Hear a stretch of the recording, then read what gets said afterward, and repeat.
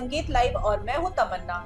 आज की इस बेहद संवेदनशील और सोचने पर मजबूर कर देने वाली रिपोर्ट में हम बात करेंगे उस मुद्दे की जो जीवन और मृत्यु जैसे सबसे गहरे सवालों से जुड़ा हुआ है दोस्तों। क्योंकि मुंबई में पैसिव यूथेनेशिया यानी राइट टू डाई को लेकर लोगों में जागरूकता तेजी से बढ़ रही है और अब तक 85 लोगों ने लिविंग बिल के जरिए आवेदन किया है। ये आंकड़ा छोटा जरूर लगता है, लेकिन इसके पीछे छुपा संदेश बहुत बड़ा है दोस्तों, क्योंकि इसका मतलब है कि लोग अपने जीवन के अंतिम समय से जुड़े फैसले खुद लेना चाहते हैं। अब सबसे पहले समझते हैं कि आखिर लिविंग बिल होती क्या है और ये क्यों इतनी महत्वपूर्ण है।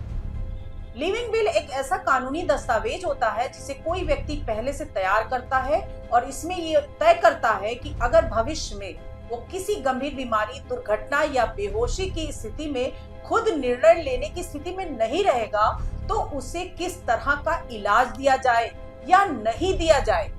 यानी ये व्यक्ति की अपनी इच्छा को सम्मान देने का एक तरीका है जिसे एडवांस मेडिकल डायरेक्टिव यानी AMD भी कहा जाता है। अब इस पूरे विषय को कानूनी मान्यता कब मिली ये भी जानना जरूरी है दोस्तों।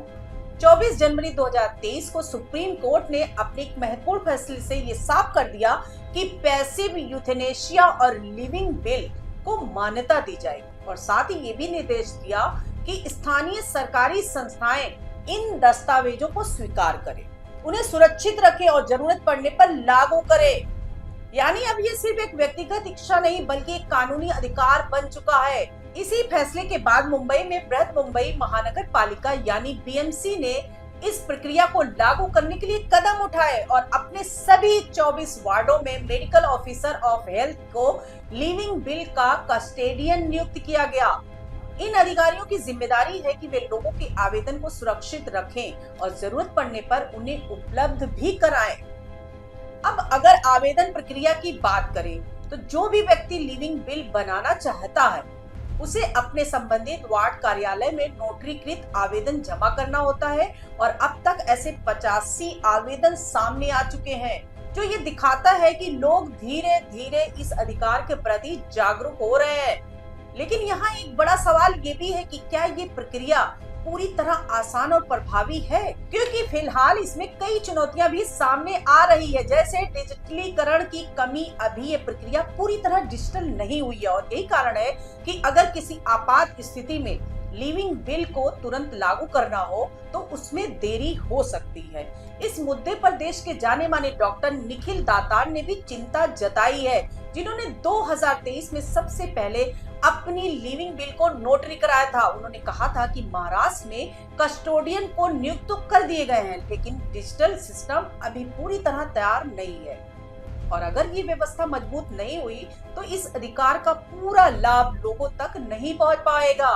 अब इस दिशा में राज्य सरकार भी काम कर रही है और एक ऑनलाइन पोर्टल या ऐप बनाने की योजना पर काम चल रहा है, जिससे लोग आसानी से अपने लिविंग बिल को रजिस्टर कर सके और जरूरत पड़ने पर उसे तुरंत एक्सेस किया जा सके।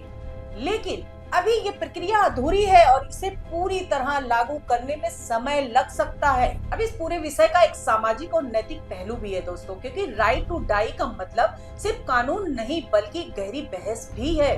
कुछ लोग इसे व्यक्ति की स्वतंत्रता और गरिमा से जोड़कर देखते हैं। उनका मानना है कि हर व्यक्ति को ये अधिकार होना चाहिए कि वह अपने जीवन के अंतिम समय में अनावश्यक पीड़ा से बच सके और अपनी इच्छा के अनुसार इलाज चुने या मना करे।